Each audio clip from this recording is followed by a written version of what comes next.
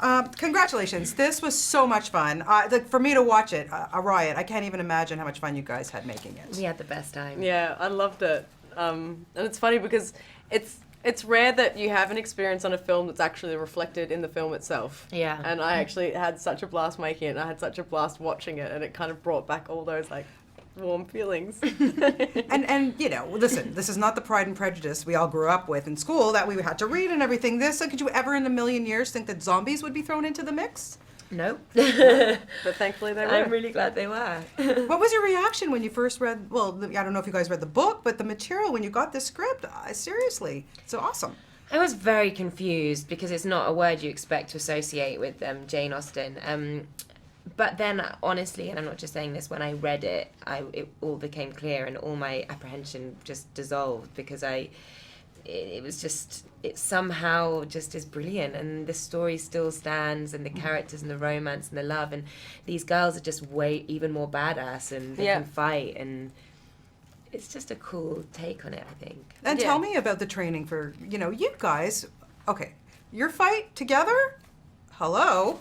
I made her fight with Darcy. I'm like, ooh. Your fight with the zombie man, baby. I mean, just all around, the fighting, the training, how much did you have to prepare to get into this mode? I can't imagine the two of you running around, London with daggers in your pockets. We did. We mugged people for months before. No, we both got pretty into the fighting aspect of it. I get quite anxious before a job, so it was nice to be able to channel that energy into something productive. So I did a lot of kung fu for about 3 months. And then I went over to London and did about a month with the girls of all the other skills. Yeah, similar sort of.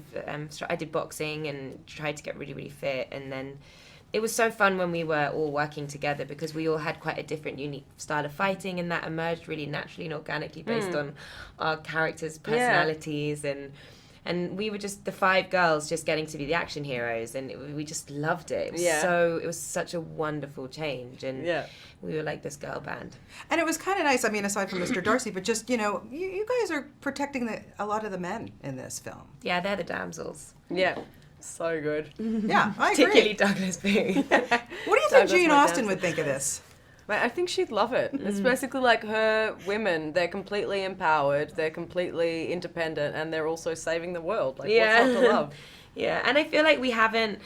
We've turned it completely on its head, and I'm not denying that it's not totally mental, but it is. But the story we haven't damaged the themes or the relationships or the love story, and I think any writer would be excited that their work is being rediscovered and changed and played about with in a way that hopefully is fun. It is fun. So if you could pick a book, any book, doesn't even have to be a classic, and you want to see it zombified, what would you choose?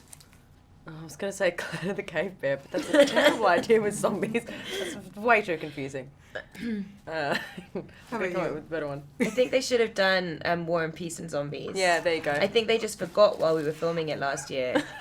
Yeah. I don't know how we overlooked that. I would kind of like to have seen Downton Abbey with zombies. Well, there was an idea of Matthew Crawley coming back as a zombie because I think fans couldn't bear that he was really gone, so they were going to bring him back as a zombie. But it all turned out for the good. Yeah. Congratulations, you two. You're so fabulous in this, and it's so much fun to watch.